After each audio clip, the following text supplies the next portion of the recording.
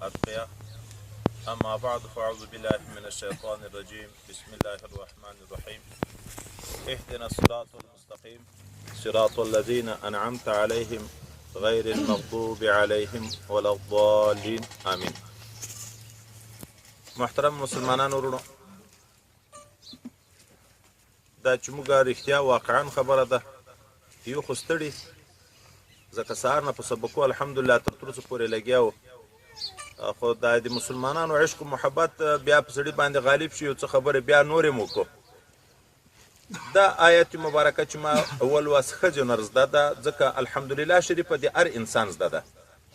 موږ تاسې روزانه په لمانځه کې خدای پاک ته سوال کوو، په لمانځه کې الحمدلله شریفه کې الله ته سوال کوو. څه ورته وایو؟ اهدنا الصراط المستقیم. خدای پاکه موږ ته هغه سیده سمه لار راوښیه. بیا د سمې لار بیان موږ ته الله خپله کوي چې سمه لار د چا ده، خپله الله راته بیانوي. صراط الذین انعمت علیهم. خدای پاکه د هغه خلکو لار راوښیه چې تا په هغه خاص خاص نعمتونه خپله کړي. او ای الله دغه لار غیر د دغه لارې نه چې په کومو خلکو تا غضب کړی ده، چې یهود دي، کوم خلک چې ګمراهان دي، چې نصارا دي، خدای د هغو لارې نه مې وساتې. د یهودو په لار مې مکې روان، د نصاراو په لار مې مکې روان. خدای پاکه د هغه خلکو په لار مې روان کړي چې تا په هغه خصوصي نعمتونه کړي دي. هغه خلک څوک دي چې الله تعالی په هغه باندې خصوصي نعمتونه کړي، او موږ روزانه 22 رکعاته کې خدای پاک ته سوال کوو چې خدای دې دغه خلکو په لار مې برابر کړي. د دغه بیان الله تعالی خپله کوي.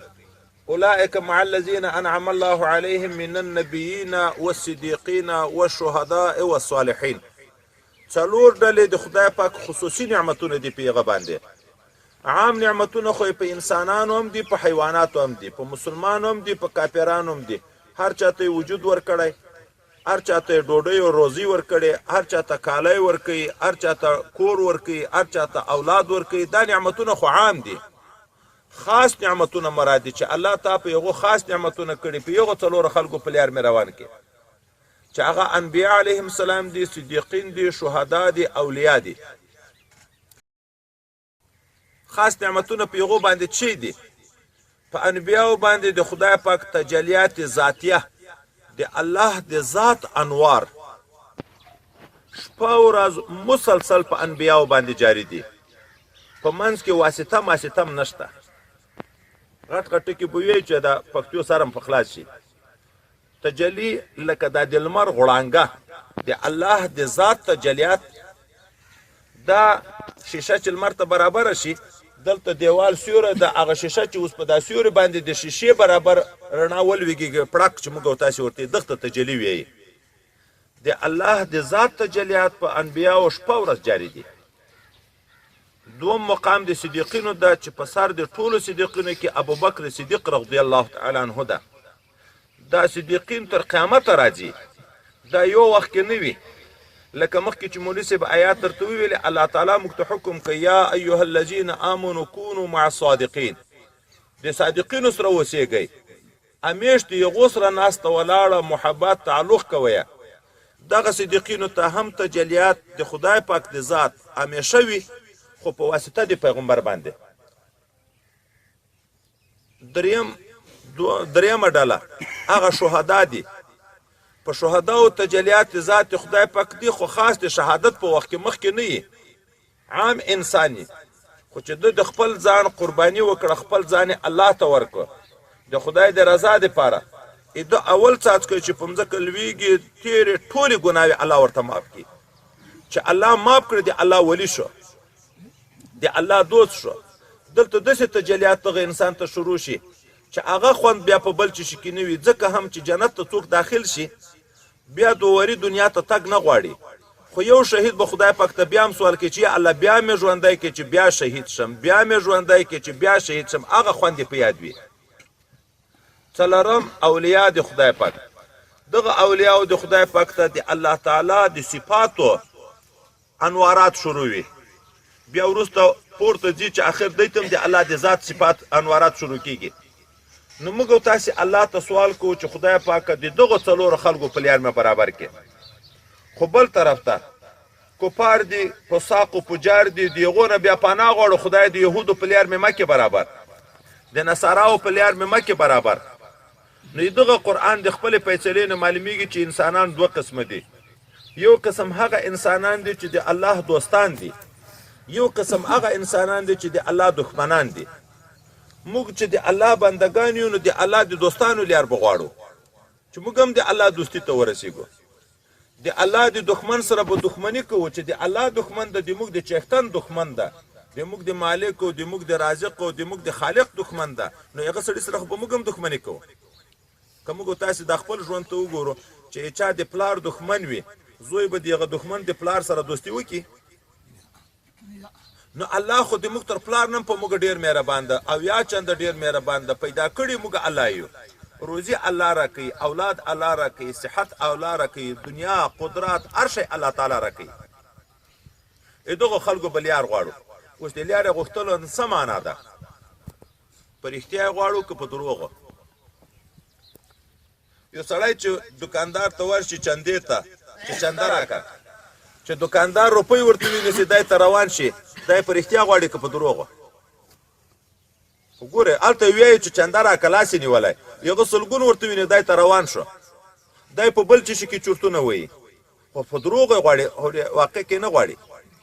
دا چې موږ چې په رښتیا الله غواړو، د الله د دوستانو لیار غواړو، خو بیا خو دا معنا ده چې په هغه لیار به موږ هم عمل شروع کوو.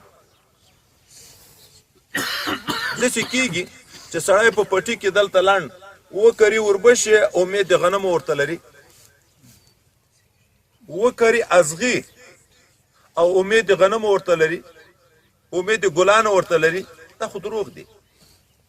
که رښتیا یې غواړو، خو چې نبي علیه السلام کوم دین راوړی په هغه دین په ځان برابروو.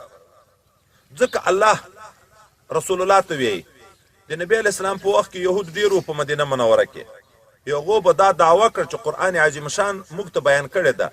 دوی به ویل نحنو ابناء الله و احباؤه، موږ د خدای العیاذ بالله د خدای زمن په موږ کې شته. العیاذ بالله یهود وی چې عزیر علیه السلام د خدای پاک زوی ده، نصارا وی العیاذ بالله چې عیسی علیه السلام د خدای پاک زوی ده. نو دوی ویل په موږ کې د الله زمن دي، موږ د الله دوستان یو، د موږ غوندې غټ خلک نشته. خدای پاک ورته وی، رسول الله خپل ته وی چې ته دوی ته وی قل ان کنتم تحبون الله فاتبعوني يحببكم الله. تاسو دغه یهودو نصاراو ته وی که تاسو رښتیا د خدای پاک سره محبت لرئ نو ما په لیار روان شئ. ته ورته وی چې د ما په لیار روان شئ، چې د پیغمبر علیه السلام په لیار روان شوی نو بیا الله وی چې خدای پاک به بیا تاسو سره محبت وکړي. که څوک د پیغمبر په لیار نه ځي او دعوه د محبت کوي، د الله دا سړی دروغجن د خدای ځان ته نه پرېږدي. ولې د انبیای رالیږلي دي چې دپاره دي، خو دغه دپاره رالیږلي دي چې د الله په لیار خلک خبر کوي چې الله په ده خوشحاله کېږي. موږ تاسو ته 5 وخته لمونځ کوو. ولې کوو؟ خوب پرېږدو ستړی ستومانه د سهار راجګېږو لمانځه ته، غرمه دوکان پرېږدو، کاروبار پرېږدو، راځو جومات ته لمانځه ته، مازدیګر دغسې ماښام دغسې مخستون. ولې کوو؟ خو دا د موږ ایمان ده چې په دغه لمانځه د موږ نه الله راضي کېږي، په دغه لمانځه موږ ته الله جنت راکوي، په دغه لمانځه موږ ته الله تعالی خپل دیدار راکوي. دا مو د چا نه زده کړي دي؟ دا موږ ته پیغمبر علیه السلام ښوولي، خو پیغمبر علیه السلام د موږ په وخت کې نشته. د پیغمبر علیه السلام وارثانو راښوولي دي. دا علما د پیغمبر علیه السلام وارثان دي، د یغه وخت نه نیولې دا دین تر دغه وخته خلکو ته ورسوه. په خوارۍ روپۍ ګټو، په تکلیفو یې ګټو، مسافري پسې کوو، ګردونه په ځان تېروو، ستړې په ځان تېروو. بیا چې کال پوره شو، په کال کې په 40 لکه روپۍ لرو، 1 لک روپۍ موږ غریبانو په نسبت خو ډېر غټ شی ده. 1 لک روپۍ به اوس ورکوو بل مسکین ته. ولې ورکوو؟ 1 لک روپۍ خو په ډېرو خواریو ګټل کېږي. خو موږ دا ایمان ده چې په دغه روپیو د موږ د الله رضا، د الله دیدار، جنت پیدا کېږي، الله دې موږ نه راضي کېږي. په دغه چا پوه کړي؟ په دغه پیغمبر علیه السلام پوه کړي چې په 40 روپیو کې 1 روپۍ زکات الله در باندې فرض کړې ده. تا ته یې ډېره درکړې، بلې مسکین کړی، په تا امتحان ده چې ته اوس په د خپله دنیا کې د ما د دغه غریب بندنه سره کومک وکړه. روژه نیسو، ښه ډېر ماړی لرو، خوراک او شکاک هر شی پیدا کېږي، لیکن د سهار نه تر بېګا موږ لوږه تېرو، خاص کر په دغه ډېرې سیمو کې پراته یو د ګرمۍ په موسم کې موږ سخته ګرمي تېرو په ځان باندې. ولې تېرو؟ خو دا مې ایمان ده چې په دغه الله راضي کېږي، په دغه الله جنت راکوي، په دغه د جهنم نه بچ کېږو. دغسې هر عمل راواخله. حج ته 3 لکه 4 لکه روپۍ لګوو، 40 شپې مسافري کوو، هلته د کفن په شکل ځان مړی جوړ کو، کالي دې رانه لرې کو، سر تور کو، کفن دې ځانه تاو کو، او بیا په یغ ځای کې کله په دښته کې ولاړ یو، په چولې بیابان په غرونو کې عرفات کې د ماسپښین نه تر ماښامه پورې ولاړ یو، کله بیا په تیږو باندې څلی ولو، کله بیا د یوه ځای نه تر بله ځای پورې تاویږو، سعی صفا او مروه په منځ کې کوو، کله د یوې کوټې مبارکې نه ګر تاویږو. دا ولې کوو؟ ځکه خو الله په راضي کېږي. خو په دغه موږ پیغمبر علیه السلام خبر کړي یو چې دغه باندې جنت پیدا کېږي، د الله تعالی دیدار پیدا کېږي. اوس نو چې موږ رښتیا د پیغمبر علیه السلام لیار غواړو چې خدای د پیغمبر په لیار مې روان کړي، نو 5 وخت لمونځ به کوو که نه؟ خو په یغه طریقه به کوو چې پیغمبر علیه السلام کولی. پیغمبر علیه السلام څه ویلي دي؟ لمونځ به په کومه طریقه کوي؟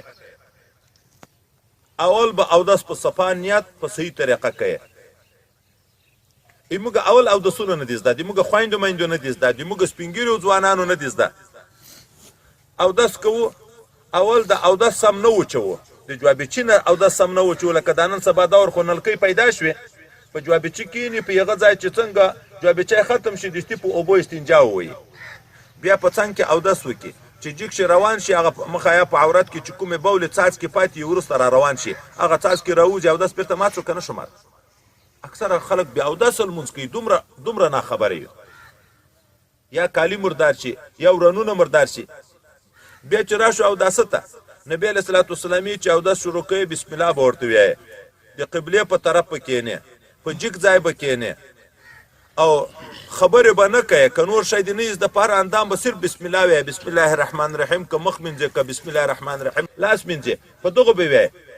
په داسې اوداسه نبي علیه السلام یې یو خو لمونځ درته روا کېږي، بل د ګناوې صغیرې ټولې په ماف کېږي، چې مخ آخري څاڅکی د اوبو لویږي، ټولې ګناوې صغیره کنکۍ ګناوې دې ورسره ماف کېږي، چې لاس آخري څاڅکی لویږي، ټولې کنکۍ ګناوې دې ورسره ماف کېږي، چې سر مسه وکړي د غوږو د سر کنکۍ ګناوې دې ټولې ماف کېږي، چې پښې پرې مینځي د پښو د کنکۍ ګناوې ټولې ماف کېږي.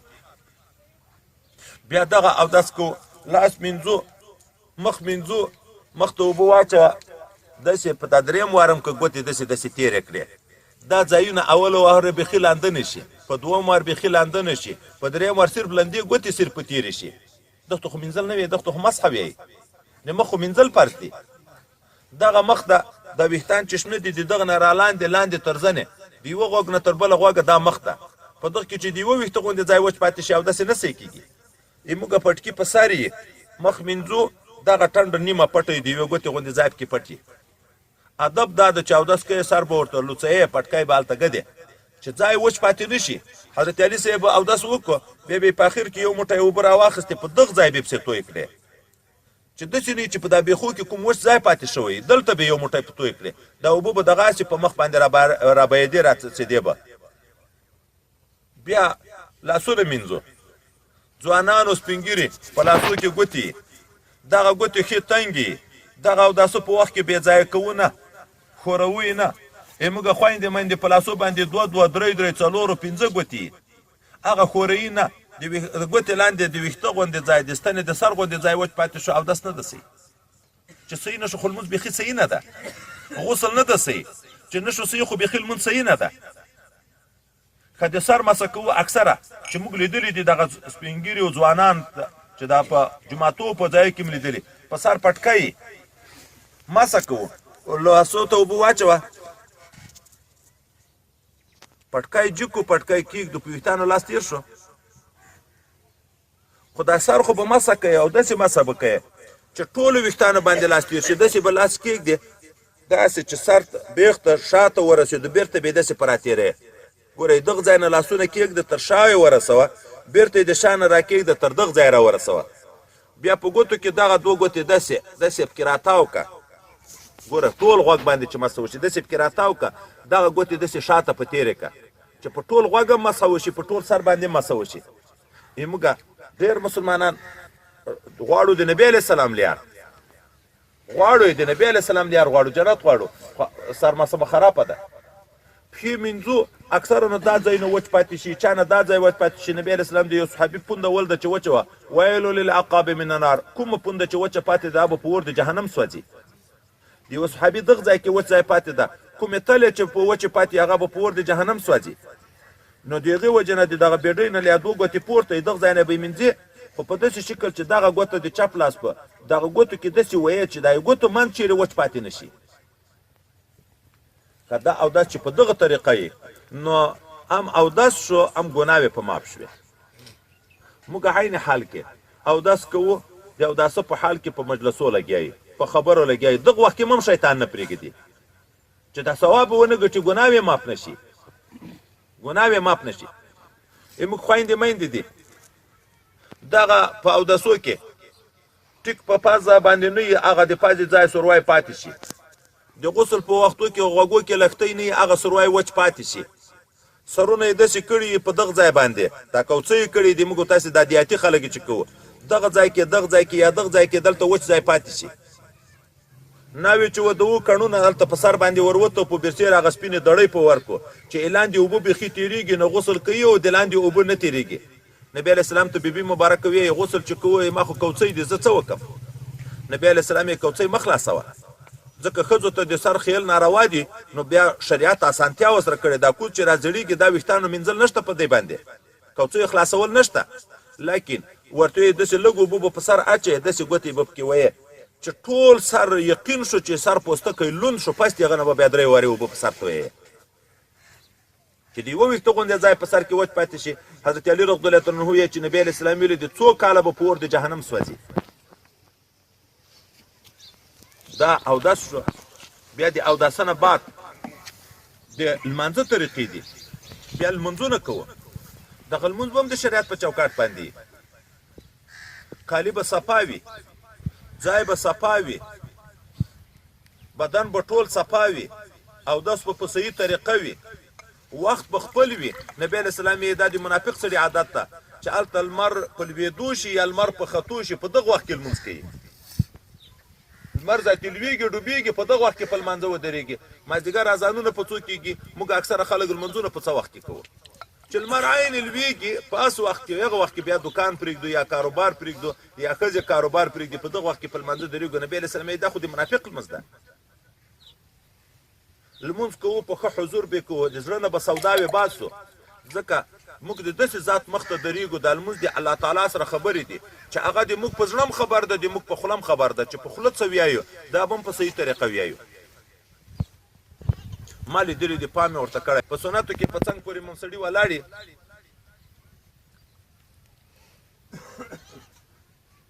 په پټه خوله قرات ویایي شونډې نه ښورئ شونډې سره جدا کېږي نه بیا ټیټ شي رکو ته چا سترګې پټې پکې نیولي قرائت خو دومره اندازه قرائت خو فرض ده په هر سړي باندې په لمانځه کې چې صحیح طریقه به قرآن ویي دومره به ویي چې خپله خو یې اوري په ټکي خو پوهېږي چې دا ټکی مې وویلی په پټه خوله خو قرائت نه صحیح کېږي نه د ملا صحیح کېږي نه د امي صحیح کېږي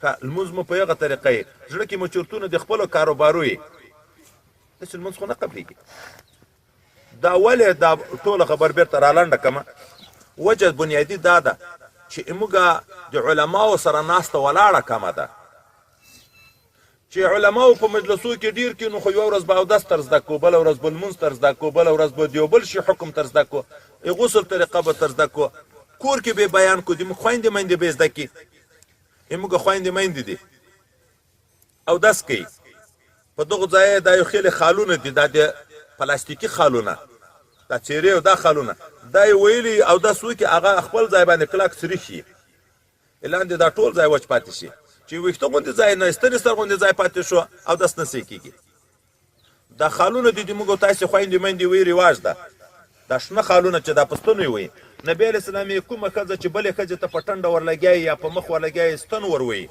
کومې ښځې چې خپل مخ ورته نیولی په دواړو د خدای لعنت ورېږي ډېر علما دا وایي چې د دغه ښځې بیا نه اودس صحیح کېږي نه غسل صحیح کېږي چې دا خالي بېرته ایستلی نه وي. موږ په مذهب کې هم دا ده چې که خواري پورې ونه کړي لمونځ یې نه صحیح کېږي، خو که اول خو یې ویي نه، خو که په ناپوهي ویلي اوس پوه شوه بیا به دوایي په یو شي کوښښ کوي.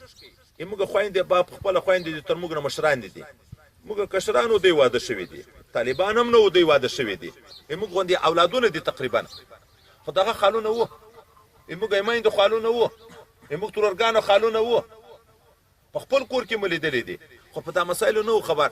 یعنې اول کلمه دا بیان ورته وکړو د موږ مشره خور ده یو خیلې دوایي پیدا کړې وه دلته په یې کې وه چې دغه دوایي راوچېده دې غم کې هغه خال را جدا کړو. مسلمان یو خو کوښښ به کوو.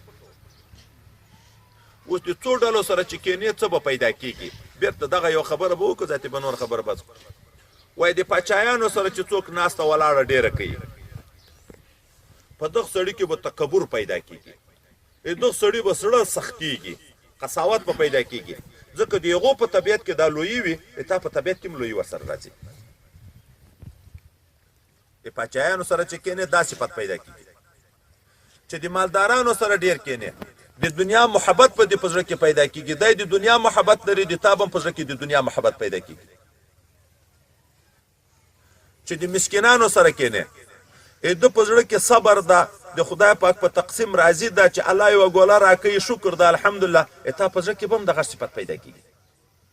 ډېر حرص به بیا نه کوې. چې فاسقانو سره کینې تا به شوق د ګناه پیدا کېږي، دی چې په کومه ګناه لګیا ده خو د هغې ګناه مجلس کوي، د هغو بیانونه کوي، تا به هم هغه شوق پیدا کېږي.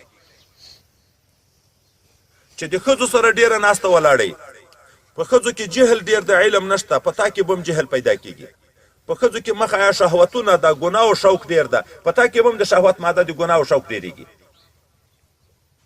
د هلکانو سره چې ډېره ناسته ولاړه کوي، د هلکانو په طبیعت کې ساتیري وي، ټوله ورځ ساتیري، لهو لعب ټوکې دا شیان کوي، تا په طبیعت کې به هم بس دغو شیانو لوی سړی به په کرکټو باندې کې به منډې وهي، په فوټبالو کې به منډې ورسره وهي. هغه مجلس کې لکه دوی چې سره خاندي ټوکې ټپرې وي، لوی سړی به هم په دغو ورسره لګیایي. خو که چیرې د بزرګانو د صالحینو د عبادت کوونکو په مجلسو کې ډېر کېناستې، تا په زړه کې به هم شوق د عبادت پیدا کېږي. خو که د علماو سره ډېر کېناستې، ګوره یو صوفیان دي، بزرګان دي، عبادت کوونکي دي، یو علما دي، که علماو سره ډېر کېناستې تا به په زړه کې شوق د زیادت د علم راځي، تا ته به خدای علم درکوي او ورعه پرهیزګاري به پیدا کېږي. پرهیزګاري څه معنا؟ د خدای نه ډار. یو سړی ښه صوفي سړی وي، لمونځونه نفلونه په ورځ کې 30-40 کوي، خو چې وس یې ورسېږي بل ویم بل وژنیم بل غلاویم کوي، هر چی کوي. عبادت خو شته خو د خدای ډار نه وي ورسره. ولې؟ خو د ډار خود په علم پیدا کېږي. انما یخشى الله من عباده العلماء. الله وی د خدای نه چې ډېر ډارېږي علما ډارېږي. چې چا په زړه کې د خدای ډار نه وي، په بزرګي او په صوفیتوب باندې سړی د ظلم نه بچ کېږي. دا موږ تاسې مسلمانان دي، دا قتلونه څوک کوي؟ دا پردي حقونه څوک خوري؟ دا رشوتونه څوک خوري؟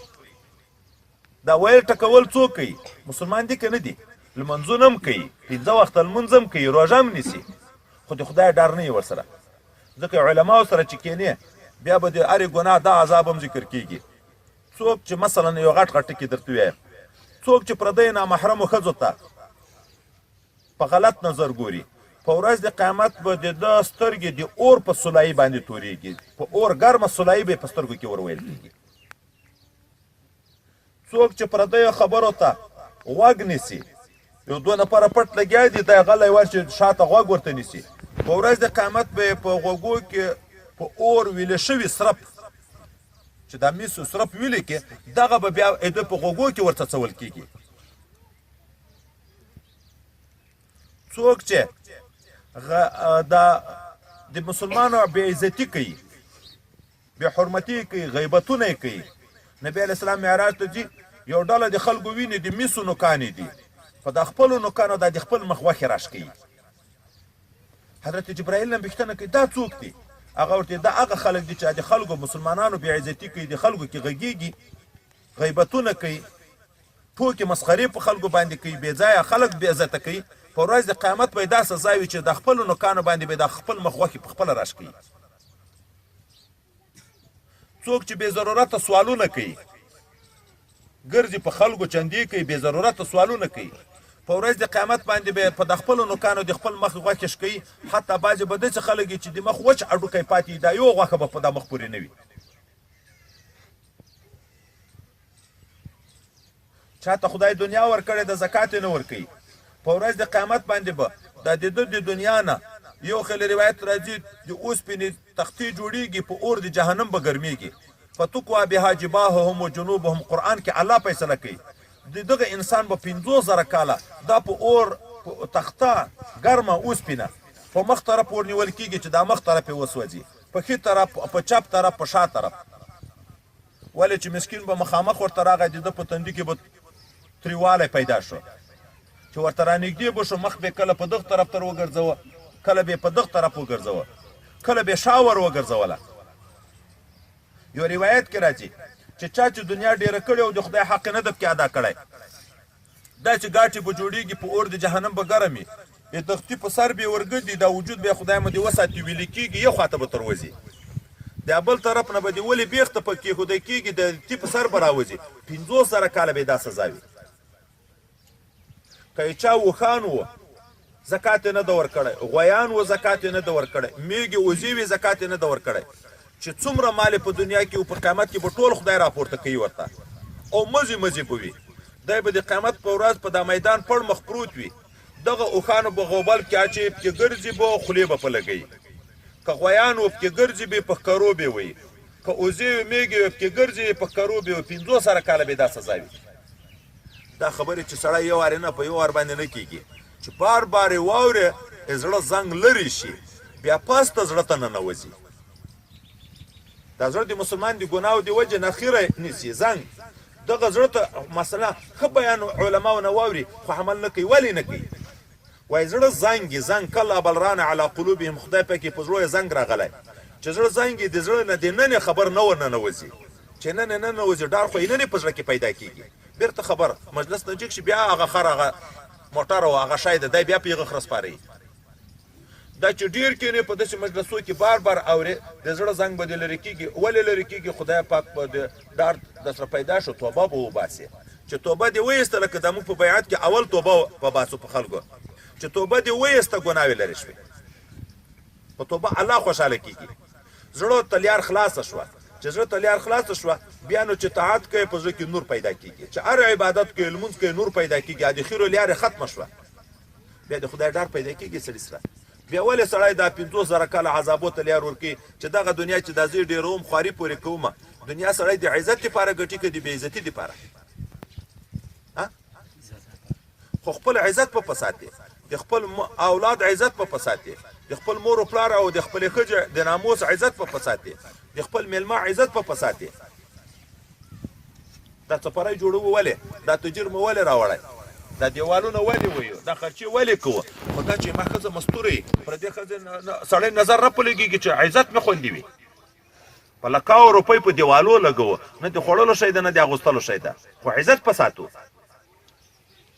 اوس دغه دنیا د دغه دپاره خدای موږ ته راکړې چې عزت په وساتې. د 100 شپو نه، د 100 کالو نه، د 100 کالو عزت ښه ده که د 50,000 کاله ورځې عزت ښه ده؟ موږ دغه ورځې عزت ساتو. مثلا دغه موږ ته عزت لیدی کېږي چې دنیا مو ډېر نو ښه خوراکونه به وکړو، ښه کالي به واغوندو، ښه بیلډینګ به جوړ کړو، ښه موټر به مو وي. دغه د یو څو کالو عزت ساتو. هغه ته پام نه ده چې بیا به 50,000 کاله زه شرمنده یم بې عزته به یم. نو چې د علماو سره کېنې علم به زیاتېږي، ورځ به ورځ به په خبر خبرېږي، چې خبر شي بیا چې پس له خبر هغه عمل کوي ثواب هم زیاتېږي. صحابه کرامو عمل زموږ عمل ولې فرق لري؟ نبی علیه السلام یې په صحابو چې څه مه وایي، که تاسې د احد د غره غوندې سره زر صدقه کوئ، د هغو د 1 کیلو صدقې ثواب ته هم نه رسېږي. ولې؟ هغو اخلاص ډېر دی. اخلاص هلته پیدا کېږي چې اوس بالفرض که د دغه ګیلاس ما ته فایده نه شي معلومه، 1 روپۍ زه په ورکومه، خو چې څومره یې فایدې راته معلومېږي دغومره ډېرې روپۍ په هغه شي موږ ورکوو. دا موږ تاسې دنیا ګټو. دا بالفرض که تاسو په دستور باندې په ټیکټر هم دنیا ګټل کیږي، په دا سویلر هم دنیا ګټل کیږي. ټیکټر څو روپۍ قیمت لري او سویلر تر شپېته اویاو اتیاو لکو پورې شته که نشته؟ اوس ولې دغه اوه اته لکه روپۍ په ځای باندې اتیا لکه ورکوو؟ اته لکه وګوره، اتیا لکه وګوره. خو دې خو په ډېره ګټه خبر شو چې ټیکټر په اته لکه اخلو، خو دا په ډېر وخت کې دومره روپۍ ماته نشي ګټلی لکه هغه چې واخلو په اتیا لکه په کم وخت کې. زموږ کلیوال دي سعودي کې کاروبار د ډېر غټ، بیا دوه ورونه راغلي، درې ورونه هلته په هغه کې دي. چا راته قصه کړه وایي دلته دغه یو ورور دا بل ته ویایي یو سویلر، دغه سویلر ورته دا ماشین ته که نه دغه یو شته دلته، وایي دا بل ورور ته ویایي چې دلته یو بل ښه ماشین بله مو واخله، دغه خوله چې په دا خاوره کې ډکوي زه څه کوم چې په روپیو کې ډکوي، په روپۍ دي په که نه. اوس نو ما مطلب دا ده چې خو خو اوس هر سړی پوهېږي چې دا ډېره ګټې شی هلته موږ اخلو چې په فایده یې خبر شو. دغه ته علم یې خو چې د اوداسه په دغه فایده نه یو خبر چې ګناه هم په معاف کېږي چې داسې اودس وکړو چې په سنت طریقه یې، نو ولې شپېته کاله اودس کوو خبرې نه پکې پرېږدو؟ خو نه یو خبر په د خبر باندې که نه چې سړی خبر چې دا دومره غټ ثواب به ولې پرېږدي؟ کور کې دلته هم لمونځ ده، هلته د سړک په هغه غاړه جومات یې ډېر لرې هم نه وي، هلته هم لمونځ ده، اذان هم اورو، حتی اقامت و قرائت هم اورو، ډېر خلک نه ورځي. دلته لمونځ وکړي یو ثواب ده، هلته لمونځ وکړي یو په اووه ویشت ده. د سعودي روپۍ څو ده؟ ښه د یو په اووه ویشت دپاره سعودي ته ځو 10 کاله مسافري کوو، مور پلار اولاد ټول پاتې. دلته دا نږدې 3 منټه 4 منټه مزل یو په اووه ویشت ثواب ده، دلته نه ورځي. بیا چې ځان ته یې وکړو خدا قبول شي که نه شي قبول، خدا قبول شي که نه. او چې جومات ته ځو جمع ته، نبي علیه السلام یې په کور کې په صحیح طریقه چې سړی اودس وکړي چې روان شو، په هر قدم خدای یوه نیکي ورته لیکي، یوه صغیره ګناه ورته معاف کوي. چې ور ورسېدو جومات ته، چې څنګه جومات ته ننوت د لمانځه په نیت باندې، جمع په نیت باندې، ملایکې ذات خدای پاک ته زارۍ شروع کړي، الله دا د تا مجرم ګناهګار بنده د خو تا کور ته راغی، الله ګناه یې ورته معاف کړي. هغه نوراني مخلوق چې په ټول عمر یې ګناه نه ده کړی تا ته دعا شروع کړي. چې ننوتې چې غږېږې نه، دنیایي مجلسونه نه کوې لکه موږ هلته په جوماتو کې مجلسونه کوو، چې نه یې کوې دا دومره ثواب لري لکه دا لمونځ چې لګیا لګیا د خدای رحمت ذاتي در باندې شروع ده. که یوه ګنټه دې په جومات کې تېره کړه که دوه، بیا په دغه جومات کې 100 نفره دي، یو پکې ښه نیک سړی د لمونځ خاص د خدای د رضا دپاره وکړه، دا د 99 لمونځو نفرو نور هم لمونځ خدای د هغه په برکت قبلوي. هلته تقریبا یقیني وي قبولي، په کور کې شکمن خدای قبول شي که نه شي قبول. خو موږ د هغه ډېر ثواب نه یو خبر. دا 3 منټه شیطان راته سخت کړي چې دا 3 منټه مزل کې خو دلته لمونځ وکړه. هر شی خبرېدن غواړي، خبرېدن غواړي. نو هر شی داسې ده، هر شی داسې ده. ګورئ یوه روپۍ چې سړی ورکوي خیرات کوي، چې په ده خبر شو چې دلته یو په 10 خدای ثواب راکوي، او هغه ځای کې چې ورکوي یو په 200، کوم به کو چې عقل لرو؟ خو ثواب ګټو که نه. اوس مسکین ته یې ورکړي یو په 10 خدای ثواب درکوي، یو په 10. خو چې طالبانو ته مدرسې ته یې ورکړي هغه کم ثواب یې دا د یو په 200 خدای پاک درکوي. چې مجاهدینو ته یې ورکړي هغه کم ثواب یې دا د یو په 200 خدای پاک درکوي. چې صوفیه کرامو د علم باطن طالبانو ته یې ورکړي یو په 200 خدای پاک بدله درکوي. چې نه یو خبر څومره خبر شوه، چې خبر شو بیا څومره فرق شوه. ټول شیان دا یې چې موږ د علماو سره ناسته ولاړه کمزوري وي، د غټو غټو ثوابونه ناخبره عزتې په کور کې نږدې ثواب خدای پاک راکوي. سهار د لمانځه نه وروسته تر لمر ختو پورې چې سړی ذکر وکړي، د قبول شوي حج او عمرې نفلي غوندې ثواب خدای پاک سړي ته ورکوي. نیمه ګنټه وخت نه په لګېږي. په حج او په عمره څومره روپۍ لګېږي؟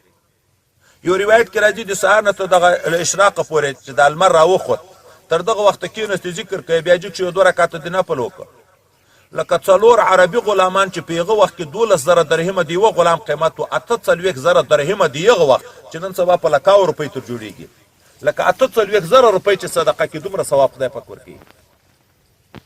یو روپۍ صدقه که ګرانه ده دا خو اسانه ده روپۍ خو نه پکې لګېږي موږ یې ولې نه کوو